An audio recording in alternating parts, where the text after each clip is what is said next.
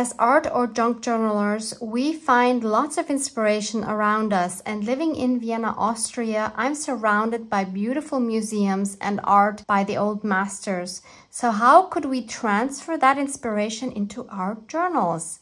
Welcome to another Junk Journals next episode. It's Barbara from Vienna, Austria. I am currently at an art journal festival here in Vienna, and the topic is gold and Gustav Klimt. On one of the 4 days of the festival, we are visiting the beautiful Belvedere Museum with an exhibition by Gustav Klimt. So who was Gustav Klimt anyway? In a nutshell, Gustav Klimt lived from 1862 to 1918 and was an Austrian symbolist painter and one of the most prominent members of the Vienna Secession movement.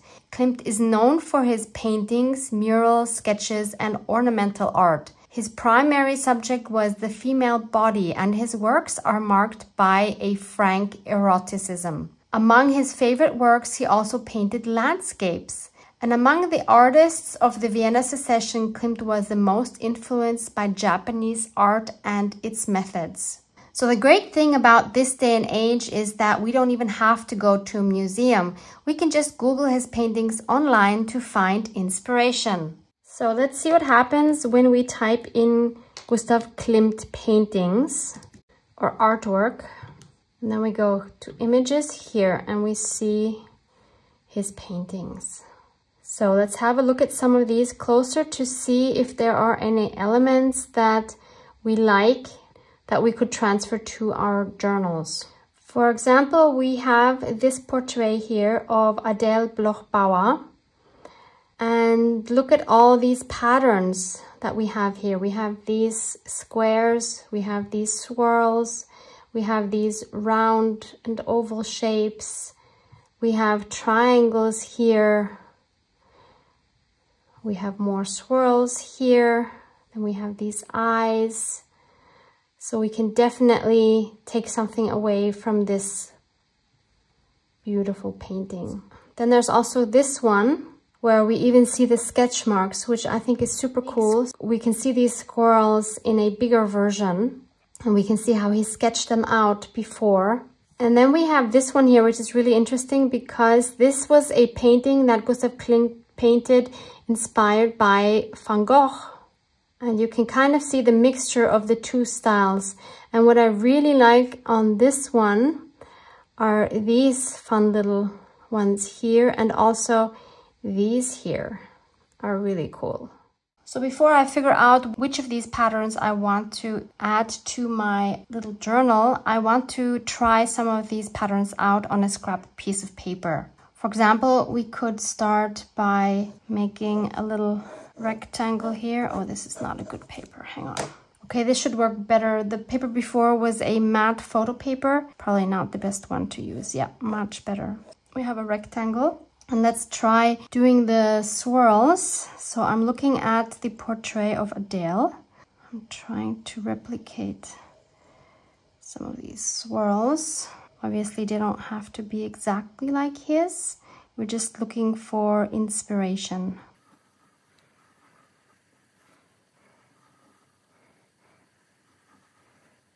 So that's one pattern.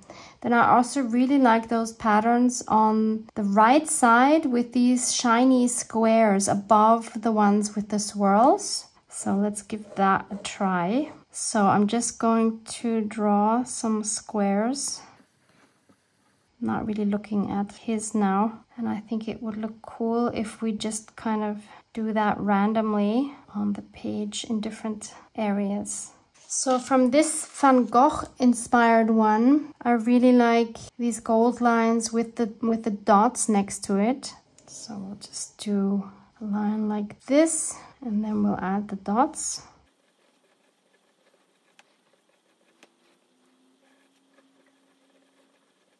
And then it also has these fun ovals.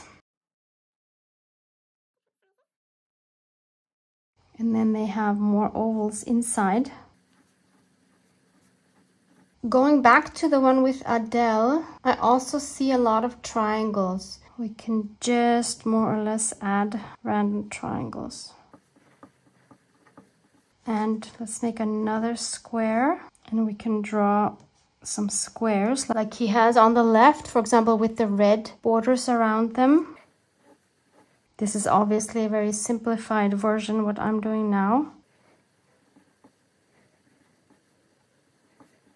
And then these have dots in the middle. So let's see how we can transfer some of these patterns into our little art journal.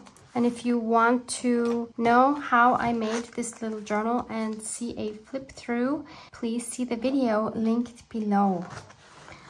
So let's find a page. Maybe let's start here in the front. Why not? So how about we add some big squirrels? Some big swirls here. Let's do a big one. We're not looking for perfection here. And we can add another smaller one here. So I want to paint these in gold, and I'm going to take my Inca Gold Fast Drying Metal Gloss Paint by Viva. And since it's quite dry, I'm just going to add some water. And then I'll just paint these two swirls in gold.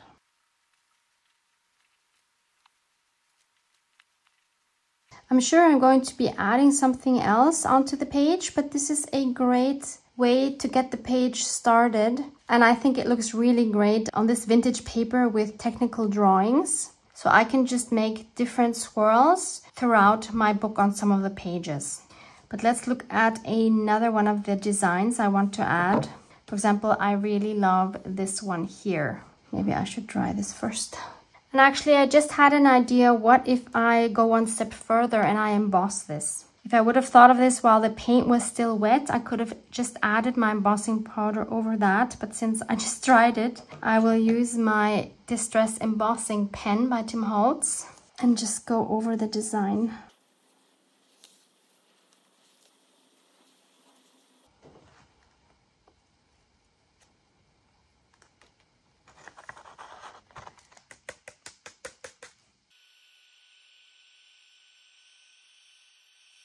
It's just magic, isn't it? Oh, I see a few spots that I didn't get. Okay, now it's pure magic, and it would have been actually a lot nicer if I wouldn't have first painted in gold, just done the pencil sketch, and then drew the lines with the embossing powder. Actually, I want to try that on another page. So let's find one further back. How about here? That would be an incredible contrast. I just don't know if I'm going to see my pencil lines. This might be difficult. Or should I just be brave and do it straight away with the embossing pen? It's an art journal, so let's just have fun and experiment. So this time I'll have it coming down from the top. We'll do another big one. And then we'll do another one coming from here and turning the other way. I think you can't see anything. There you go. And we'll even do another one coming out here in the middle. Let's try this.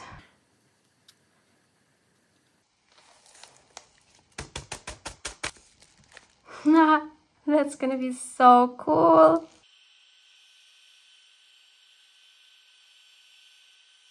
Wow, that looks incredible, doesn't it? I love it. Yeah, we don't need the gold paint underneath. Obviously, if you don't have embossing powder, then you can do this with paint or with a marker or whatever you have. How cool!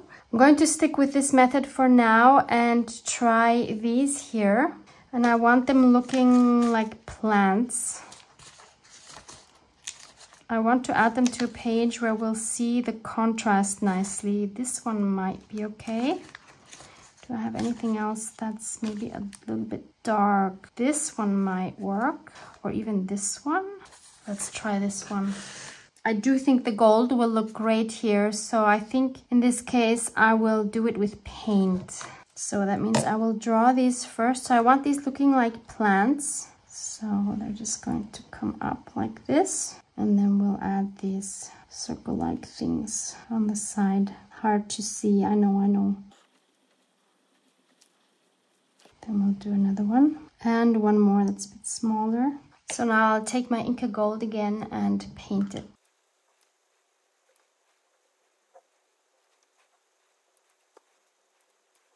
Paint markers, I think, would also work really well for this. What an amazing experience to make similar marks as one of our old masters. I would imagine his technique was a lot more sophisticated than mine, but I'm okay with that.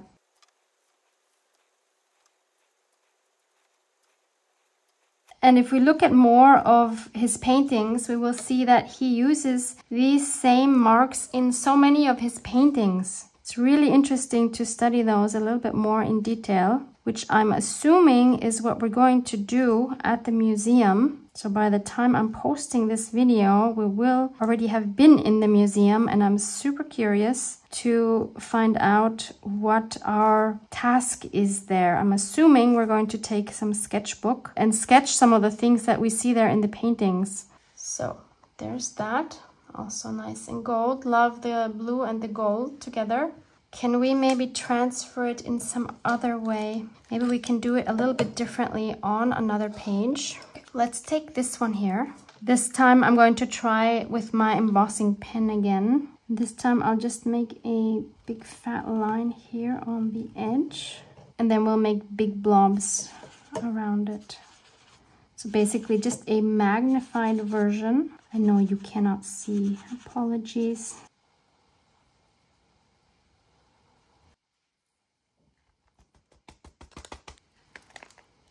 Okay, looking good.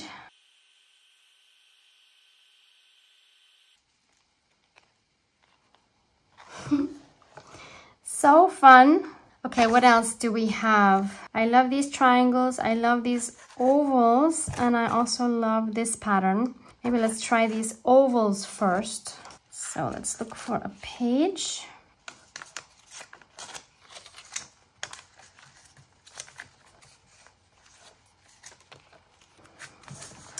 How about right here? And we'll just make them go across here. And then we'll do the inner ovals. And I'm not centering them, putting them more on the bottom half. So I'll first paint the outer ovals with my gold paint. And once those are dry, I'm going to add some more fun colors, and I'm going to use my new watercolor palette here from Prima Marketing. It's called Pastel Dreams.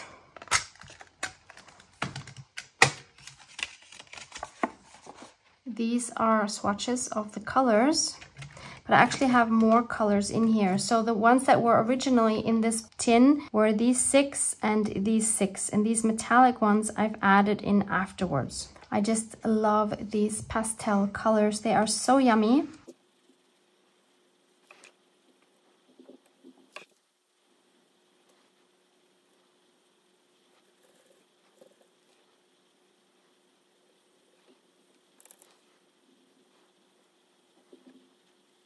Isn't that cute? I love it. How about we try them in a bigger version on another page? How about this dark one? I think they would look totally different here. I could use my embossing pen for the outside and then just color the inside. Let's make them a lot bigger.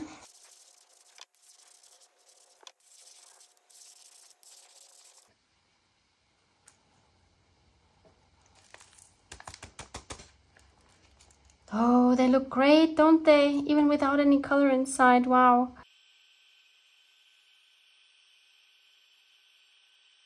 I'm almost inclined to leave them just like this because they look so fun. Yep, I'm gonna leave them just like this. I really like them like this. And since I have my embossing pen out, I'm just going to add a few details here on this rose stencil. It didn't come out very well, but maybe this will make it a little more fun. It's all about trying new things, isn't it? Worst case, I can paint over it, I can cover it with other papers. It's all good.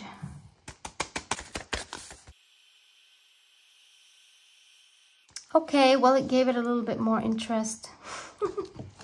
We have these triangles left here, and instead of gold, I'm going to do them with my sparkly black embossing powder, and I'll do it straight with my embossing pen.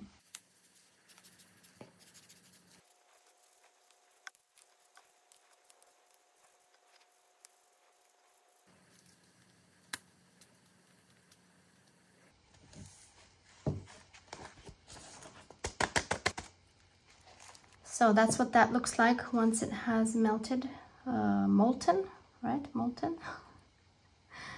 Not really triangles, but that's totally fine.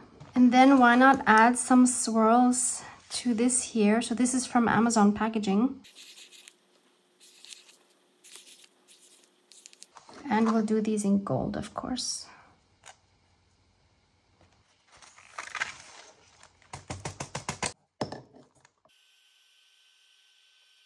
Definitely an interesting page. And then I haven't tried these yet. So for a really nice contrast, I will again use the black sparkly embossing powder. Okay, this is really challenging because I don't see what I'm doing actually.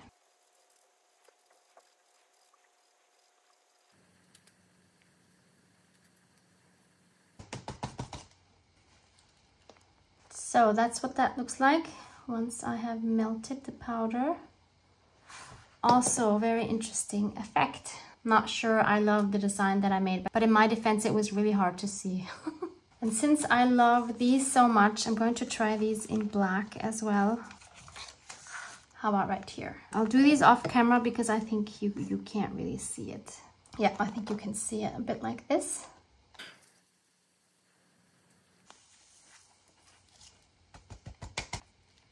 Wow, I already love it. There we go. Isn't that just super cool? And again, I don't think I'm going to color the insides. I really like them like that. So of course you could do that with any artist. It helps if you find one that has a lot of different patterns in their work, discovering details of some paintings. Definitely my favorite are these weird ovals. I think I will keep that for future reference as well. This I think is pretty cool too. I think I'm ready to go. And if you'd like to see what I packed for my Art Journal Festival and how I packed it, please check out the video right here. Mwah, mwah.